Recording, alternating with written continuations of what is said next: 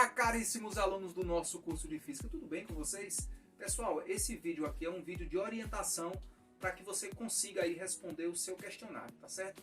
Esse é o vídeo de orientação para o pessoal do segundo ano do CPM Juazeiro. Vocês, é claro, já devem ter recebido aí o questionário e agora a gente vai fazer aqui alguns comentários sobre os enunciados e tentar deixar de uma forma mais clara para que você consiga responder aí sozinho na sua casa, tá bom? Eu recomendo que você, de preferência, tenha uma calculadora em mãos, o seu livro didático e, é claro, um caderno para você ir fazendo as suas anotações, tá bom? Então vamos para lá? Vamos para a primeira questão.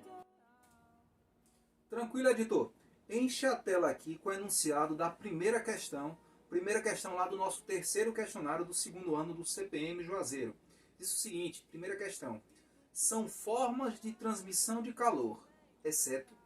Veja que nessa questão aqui, o que a gente está buscando é justamente algum processo aí que não é de transmissão de calor. Note, então nós vamos ter 3 processos desses 4 aí, que vai da letra A até a letra D. Nós temos 3 processos aí que são de transmissão de calor e um dos processos que não é de transmissão de calor.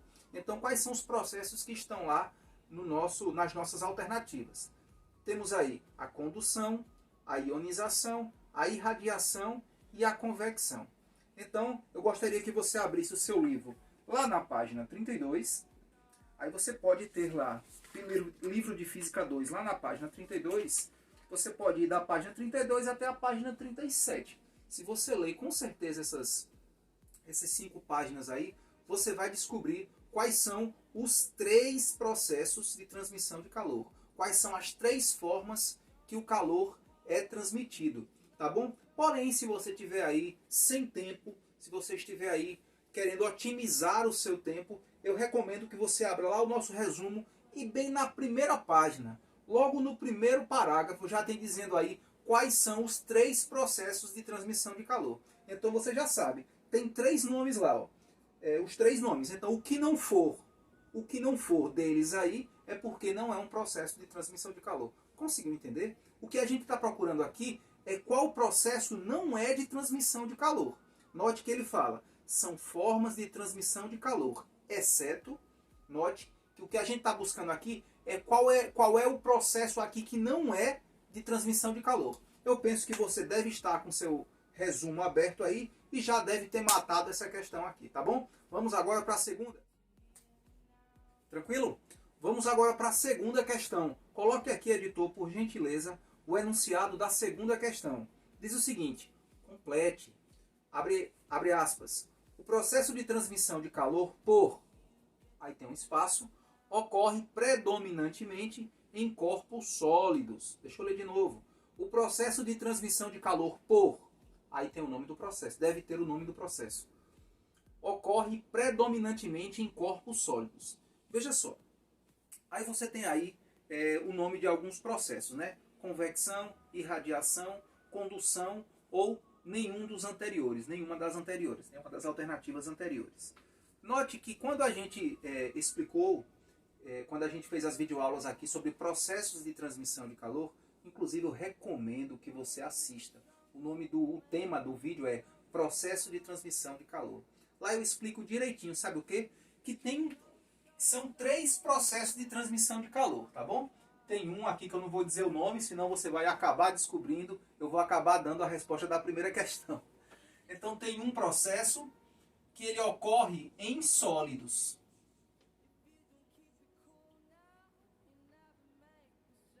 Sólidos, tá bom? Tem outro processo que ele ocorre em fluidos. E lembre-se que fluido é líquido ou gás. E tem um terceiro processo que ele ocorre sem a necessidade do meio material. Ele ocorre por ondas, por eletromagnéticas. Tranquilo? Então veja, Ah, professor, mas eu não assisti não o vídeo. Não tem problema. Tem um resuminho aí. Eu enviei para vocês um resuminho. E nesse resuminho tem dizendo justamente isso. Pode ver aí, é na segunda página. Na segunda página você tem aí uns 4 parágrafos, cada um falando de cada um dos 3 processos de transmissão de calor. Pode ver, vai ter um processo que ele vai ser responsável pela transmissão de calor em meio sólido. Vai ter outro processo que ele vai ser responsável pela transmissão de calor em meios fluidos, ou seja, em meio líquido ou gasoso. E vai ter um terceiro processo que ele ocorre sem a necessidade de meio material. Entendeu? Por exemplo, a forma com que o calor é emitido do Sol, a forma com que ele chega aqui, por qual processo é? É por esse processo, porque como nós sabemos, entre a Terra e o Sol tem um espaço vazio, é o que a gente chama de vácuo. Então tem um processo de transmissão de calor que ele ocorre sem a necessidade do meio material. O que a questão quer saber aí é que você complete o processo de transmissão de calor por... Aí você coloca o nome do processo, mas qual é o que você vai colocar? É aquele que ocorre em corpos sólidos. Procure aí, com certeza, tá bem facinho, viu? Tá na segunda página, ou na primeira ou na segunda. Eu não cheguei a ler aqui não, deixa eu ver. Primeiro ou segundo, primeiro ou segunda. Tá entre a primeira e a segunda página, você procure aí. E no nosso livro, já está diretamente na página 32, tá bom? Tranquilo demais, né? Vamos para a terceira questão agora. Pronto, editor, vamos agora para a questão 3. A questão 3 é a questão da PUC, do Rio, que foi aplicado no vestibular de 2008. Diz o seguinte: o mecanismo através do qual ocorre a perda de calor de um objeto depende do meio no qual o objeto está inserido. Como nós vimos aqui, o objeto pode estar no meio sólido, no meio líquido, ou pode estar no meio não material, no vácuo. E é o que a pergunta quer saber justamente isso. No vácuo, podemos dizer que a perda de calor se dá por... Perda de calor, entenda transferência de calor, né? Transferência de calor, transmissão de calor. Ele está falando perda aí, talvez não fosse o termo mais adequado, mas você que é aluno do CPM, você já sabe que como é uma questão de vestibular, o autor da questão coloca assim umas casquinhas de banana. Aí você, mas perda de calor? Eu não estudei processo de perda de calor. Eu estudei processo de transmissão de calor. Pois é, entenda que o termo perda nessa questão aí está fazendo alusão justamente à transmissão de calor. Porque se um corpo está perdendo calor, é porque o outro está ganhando. Então está acontecendo aí justamente uma transmissão de calor. Legal? E aí ele quer saber o seguinte, até a gente grifou aí, colocamos em negrito. No vácuo, podemos dizer que a perda de calor, ou no caso a transmissão de calor, se dá por aí, condução, convecção, irradiação, condução e convecção, convecção e irradiação. Você tem aí três alternativas que tem uma forma de transmissão de calor só, e você tem aí as últimas duas alternativas que combinam as duas formas de transmissão de calor, processos de transmissão de calor. Eu quero só salientar a você essa estrutura que a gente construiu aqui para poder explicar a questão passada. Eu disse para você, inclusive está lá no nosso resumo, gente, nosso resumo é bem pequenininho. São só 4 páginas. 4 páginas, sendo que a quarta página é só umas perguntas, tá bom? São só umas perguntas. Então, de maneira mais direta, nosso resumo são 3 páginas e ainda tem figura pelo meio. Deu trabalho para mim fazer. Eu queria que você lesse. Se você ler, se você já leu o resumo, você está dizendo assim, ah, professor, passa para a próxima. Tá muito fácil. Por quê? Porque você já sabe que existe um processo que ele é responsável pela transmissão de calor em meio sólido. Você já deve saber qual é ele. Tem outro processo que ele é responsável pela transmissão de calor no meio fluido, ou seja, em meios líquidos ou gasosos. E tem um terceiro que ele ocorre ali onde não tem meio material, onde não tem matéria, não tem nada nem sólido, nem líquido, nem gasoso, entendeu? É como eu acabei de dizer na questão anterior. É como se você tivesse a forma com que o calor sai do Sol e chega na Terra. O Sol, entre o Sol e a Terra, não tem meio material. O que tem é a ausência de matéria. O que tem é o que a gente chama de vácuo. Então existe um processo, e se você leu, com certeza você já leu. Você já está dizendo, professor, pelo amor de Deus, passe para a próxima, essa daí é muito fácil, tá bom? É o que ele quer saber justamente essa, ó. Qual é esse processo aqui que é feito através de ondas magnéticas? Ele vem sem a necessidade de meio material. Ele vem por ondas eletromagnéticas. Legal? Vamos agora para a quarta questão. Tranquilo, editor. Põe aqui, por gentileza, o enunciado da questão 4. A questão 4 é uma questão da PUC, só que agora do Rio Grande do Sul. A questão 3 era da PUC do Rio de Janeiro e essa agora é da PUC do Rio Grande do Sul. São universidades, é a mesma universidade, só muda o estado, né? É a Pontifícia Universidade Católica. Você que não conhece, é uma universidade de respeito aqui no Brasil. Legal? Diz o seguinte: no inverno, usamos roupas de lã baseados no fato de a lã, e aí tem aí 5 afirmativas, sendo que apenas uma delas está correta, tá certo? A primeira alternativa diz assim, ó, a primeira afirmação diz o seguinte: de a lã ser uma fonte de calor. A letra B diz o seguinte: ser um bom absorvente de calor. A letra C diz ser um bom condutor de calor. E a letra D diz assim: impedir que o calor do seu corpo, do corpo no caso, se propague para o meio exterior. E a letra E, nenhuma das afirmações. Bom, é claro, eu disse a você que eu ia lhe ajudar, mas também, meu amigo, eu não vou lhe dar a resposta. Eu vou fazer o seguinte, ó. Eu queria que você olhasse lá na nossa playlist do segundo ano, esse vídeo aqui, ó. Foca aqui, editor. Processos de troca de calor, questões, tá bom? Vá lá no finalzinho do vídeo, lá depois do minuto 6, eu respondo uma questão bem parecida com essa. Bem parecida, quase igual. Então, estou vendo aqui que só tem 7 visualizações. Então, vá lá, ajude lá o nosso canal, dê uma olhadinha nesse vídeo, e nesse vídeo vai ter a resposta. Ah, professor, não quero assistir seu vídeo não aguento mais olhar a sua cara. Não tem problema. Aí você dá uma olhadinha também lá na página 34 do livro do Buongiorno. Do livro do Buongiorno, tem lá em exercícios resolvidos uma questão também muito similar, que você vai chegar à mesma conclusão. Você vai chegar à conclusão para responder essa questão aqui. Você vai ver que realmente só tem uma afirmação verdadeira aí. As outras são totalmente absurdas. Ah, professor, também não aguento mais o livro do Buongiorno. É muito grande. Aí você observa lá no nosso resuminho de 4, que na verdade são só 3 páginas.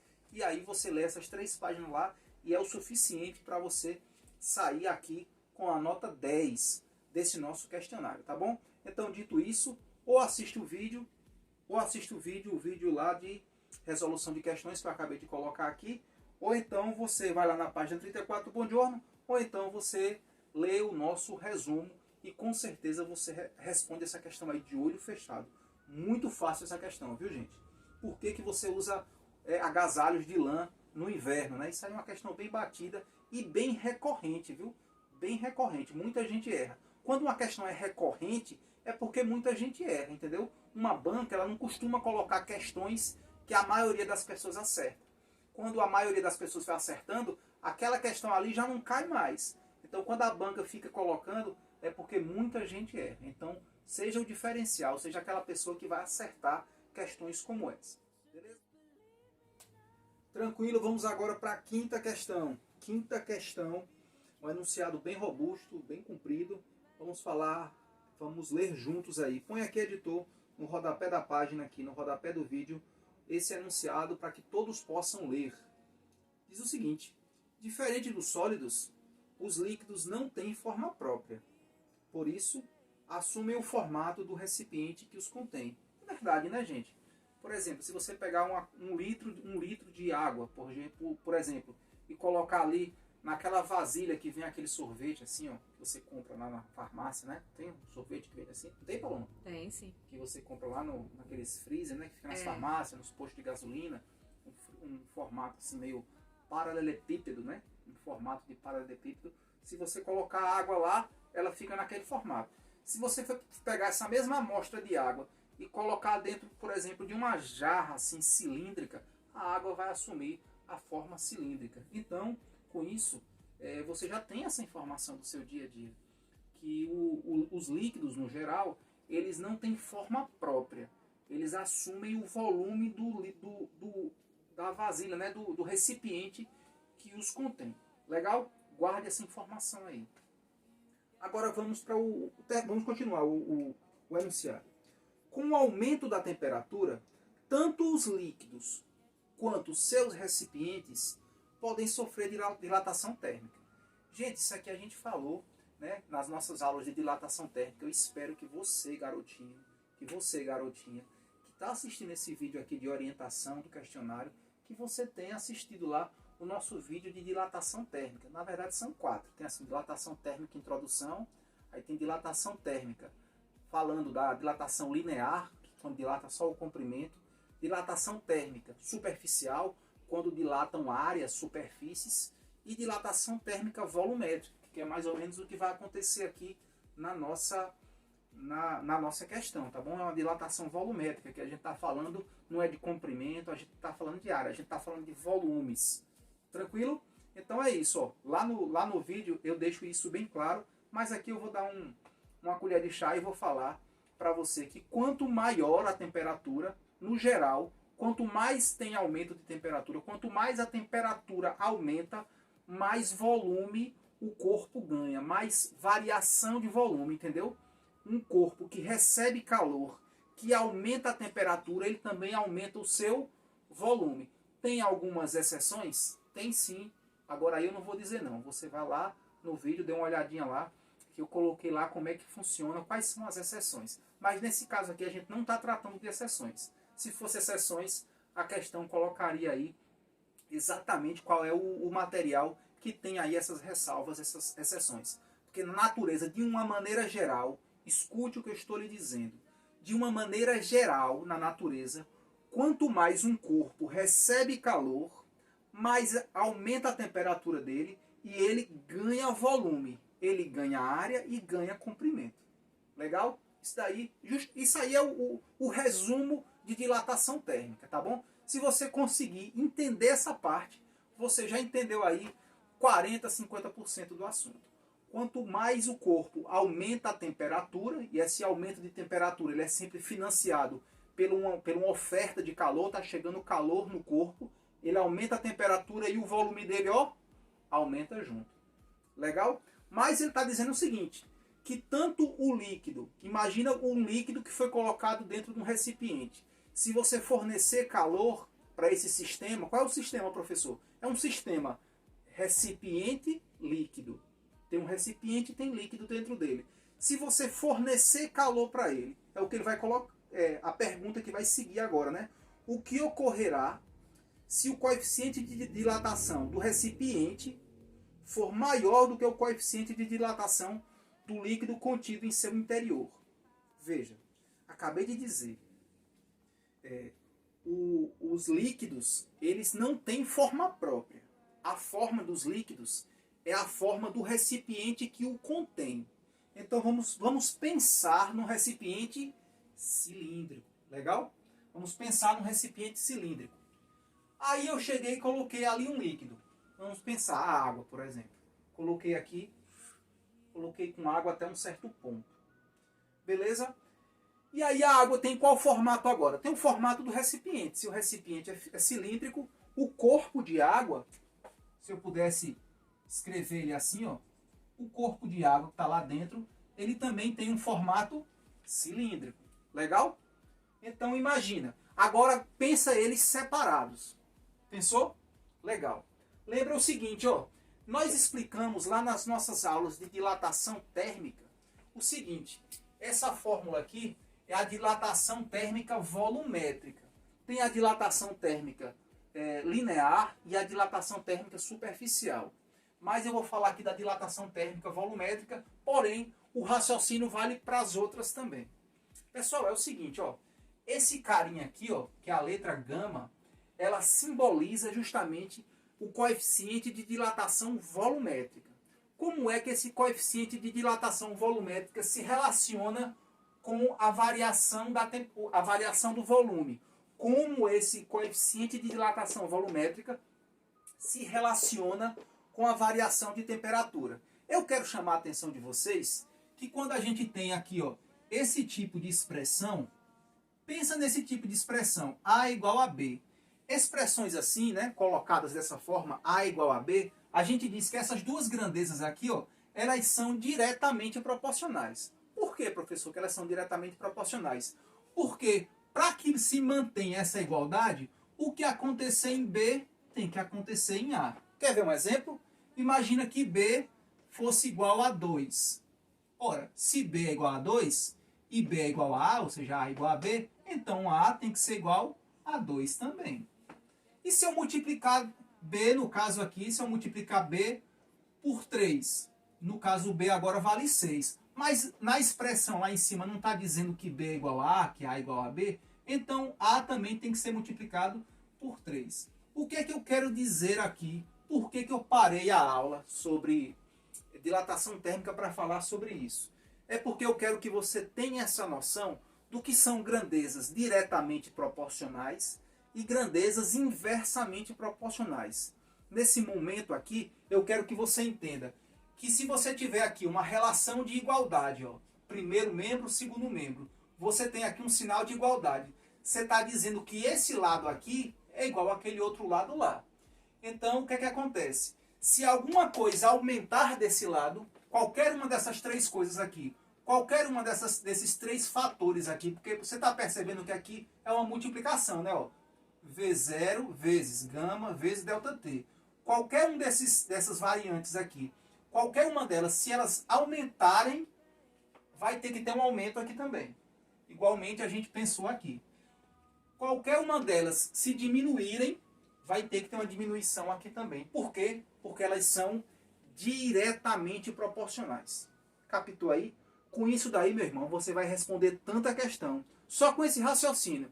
Aumenta ou diminui? Não sei. Deixa eu ver lá na expressão se é direta ou é inversamente proporcional. Só para uma questão de... para que a gente não fique aqui só com a metade do conhecimento, eu quero te dizer assim, ó. Ela seria inversamente proporcional se ela fosse desse jeito, ó. Se as grandezas, uma estivesse no primeiro membro, no numerador, e a outra estivesse no segundo membro, no denominador. Aí, nesse caso, elas seriam inversamente proporcionais. O que é que quer dizer isso? Quer dizer que quando uma aumenta, a outra diminui. Mas, não é esse caso aqui. Esse caso é, ó, que a variação do volume está no numerador, no primeiro membro. E o gama está também no numerador, só que no segundo membro. Professor, por que o senhor está falando desse gama aí e não da variação da temperatura e não do volume inicial? Por que o senhor pegou esse gama aí e está só sacudindo ele aí para ver se sai alguma coisa? Porque lá no enunciado da questão ele deixa bem claro, ó, o que ocorre se o coeficiente de dilatação, e esse gama aqui é justamente o coeficiente de dilatação.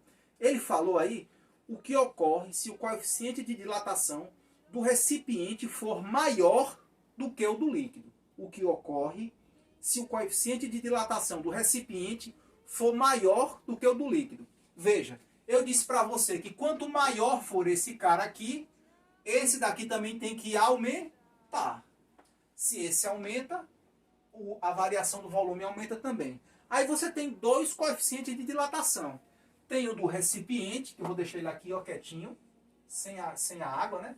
Sem o líquido, é claro. Ó, você tem o gama do recipiente e você tem também o gama do líquido. Tá certo? Aí ele diz o seguinte, ó, o gama do recipiente é maior. O gama do líquido é um pouquinho menor. Quem você acha que vai dilatar mais? O que tem maior coeficiente de dilatação ou o que tem menor coeficiente de dilatação? Aí eu já escutei você dizendo daí. Eu não vou falar nada, mas eu já sei que você sabe. Acabei de dizer que quanto maior o coeficiente de dilatação, maior a variação do volume, ou seja, mais ele aumenta. Tranquilidade? Quanto maior o coeficiente de dilatação, maior a variação de volume. E lá no enunciado ele falou, o coeficiente de dilatação do recipiente é maior do que o do líquido. Entendeu até aí? Agora você já sabe quem vai dilatar mais e quem vai dilatar um pouquinho menos. Agora vamos para as alternativas. Ele diz que o líquido transbordará. Você consegue entender essa palavra, transbordar? Transbordar é isso aqui, ó. É o líquido aumentar mais, é o líquido subir tanto que ele vai despejar aqui, ó, sair do recipiente. Eu quero te dizer que um líquido só transborda, nesse caso, ele só transbordaria se o líquido dilatar, né? Aumentar mais do que o recipiente. Se o líquido aumentar mais do que o recipiente, se o líquido dilatar mais do que o recipiente não consegue mais contê-lo e ele transborda. Porém, se o recipiente crescer mais do que o líquido, aí o líquido nunca vai conseguir chegar lá no recipiente. Então, com essas informações, você observe aí qual das alternativas se encaixa nesses conceitos que eu acabei de te passar. Só fazendo aqui uma pequena revisão, eu te disse que na variação de volume, ela depende do volume inicial, mas também depende do coeficiente de dilatação térmica e também depende da variação da temperatura.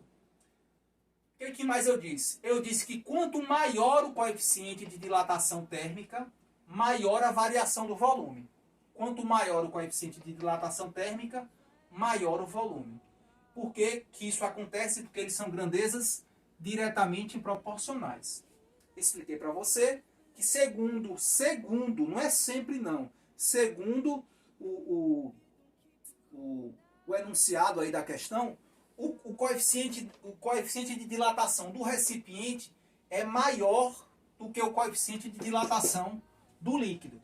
Então, é claro, com esses conhecimentos aqui, com essas informações, você julga aí as 5 alternativas que tem lá na quinta questão e marca, com certeza você vai acertar, porque praticamente eu já lhe deixei na cara do gol, né? Só é você achar a alternativa mais adequada segundo esses conceitos que a gente acabou de falar. Vamos agora para a sexta questão.